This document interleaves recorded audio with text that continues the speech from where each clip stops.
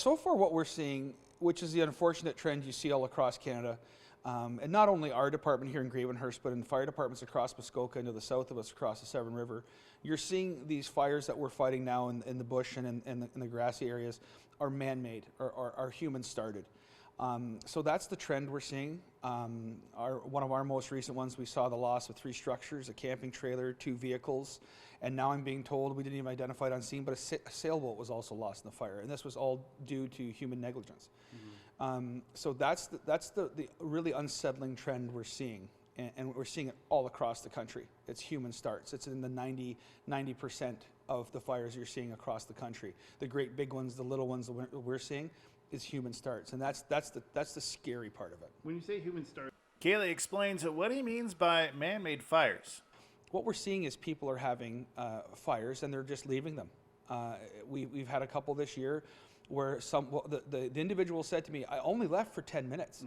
And when he came back, like I said, there were several buildings on fire and a lot of bush area. 10 minutes. Fire doesn't need 10 minutes. It needs a couple minutes. It needs a couple seconds for things to go south. So that's what people really need to do, is pay attention to what the burn ratings are. Know when there's a burn ban on. Be very cognizant, and know your environment. I mean, people know their neighborhoods, know their areas, their land. If things are dry and you think to yourself, I shouldn't burn, or it's too windy, I shouldn't burn, then don't. I mean, that's pretty common sense. So I think that the biggest thing is unwatched burning, unsupervised burning, not having something there to put it out.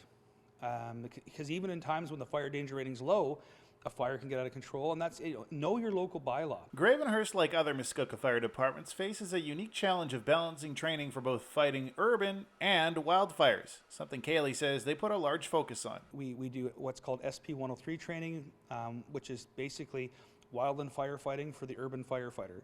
So obviously, most of our calls as a fire department here in Gravenhurst are, when we do fire, car, structure, that type of thing. So most departments don't really focus on wildland firefighting. So we do SP 103, which is the basics and a little more advanced training for the municipal firefighter to go into that wild and urban interface and fight a fire. Okay. And we also are expecting the delivery of, we believe to be only the second one in Ontario, a Type 3 specific wildland pumper. It will do all the other fires I listed, but it's also built to fight wildland fires. It's 4-wheel drive. Can pump and roll. It's a fantastic piece of equipment. And we also a year ago, got a grant from the provincial government for emergency preparedness, and we built a sprinkler trailer. We call it our structural protection unit. So now we're able to create defensive lines with sprinklers and all the equipment we have on that now too. So we've made a lot of investments in equipment and training to make sure we're ready for it.